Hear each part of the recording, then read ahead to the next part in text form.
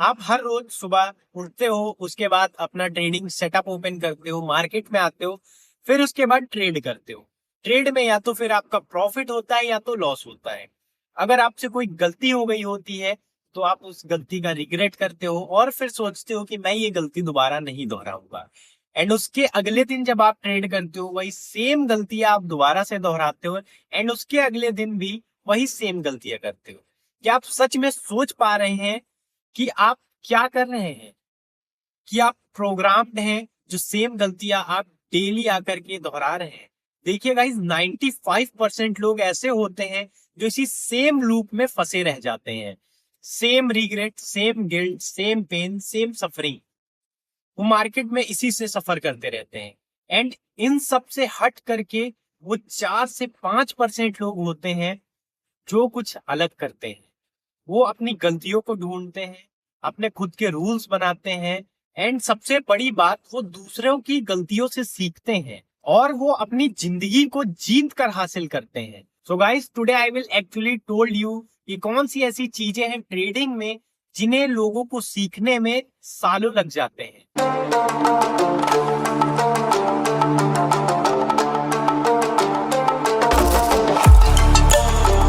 So hey everyone, this is Himanshu from Brothers for Trade and welcome back to our YouTube channel.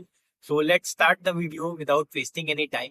अगर आप लोग ये video देख रहे हो तो एक कॉपी एंड एक पेन में जो मैं चीजें बताऊंगा उन्हें नोट कर लें।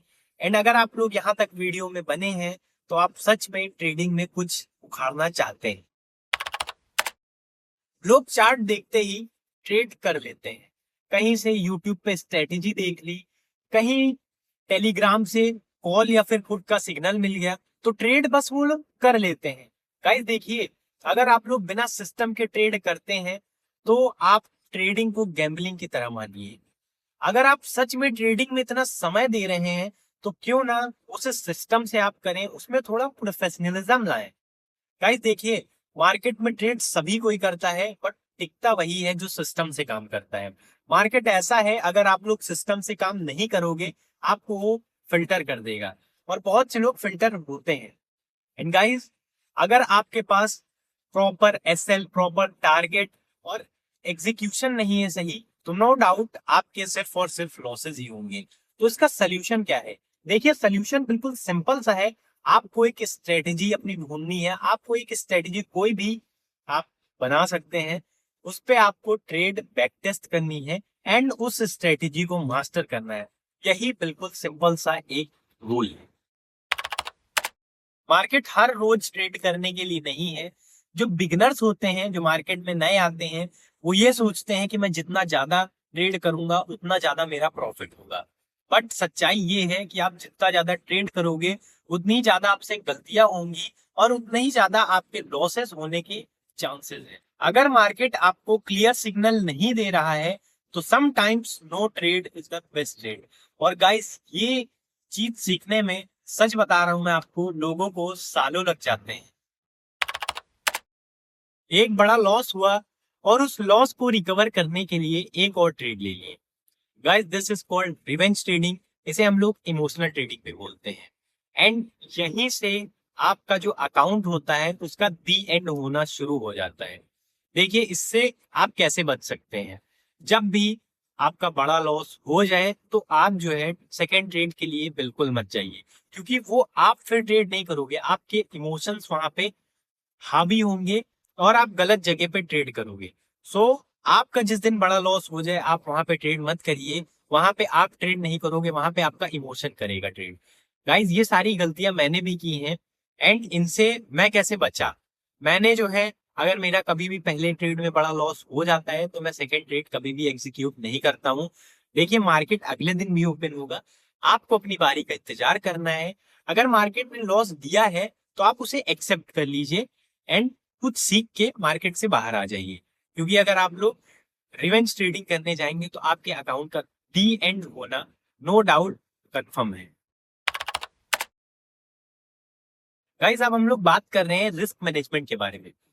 कुछ लोग ऐसे होते हैं जिनके पास 10,000 की कैपिटल होती है और वो उसमें 4 से 5 हजार का सिर्फ और सिर्फ लॉस ले लेते हैं।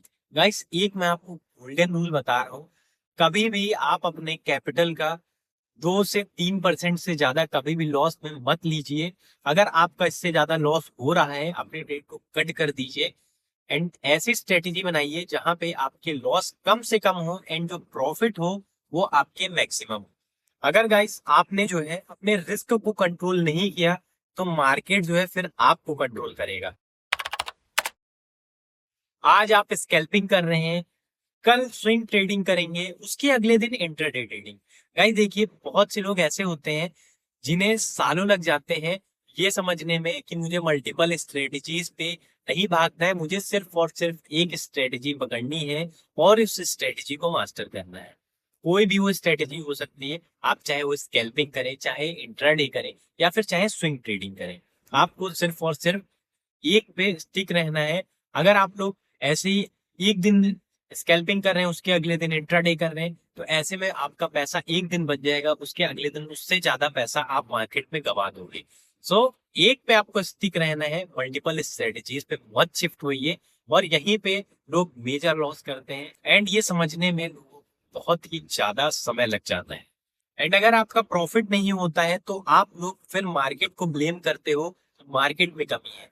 बट गाइस, मार्केट में कमी नहीं है, कमी आपको अपने अंदर ढूंढनी है एंड उस कमी पे आपको काम करना है।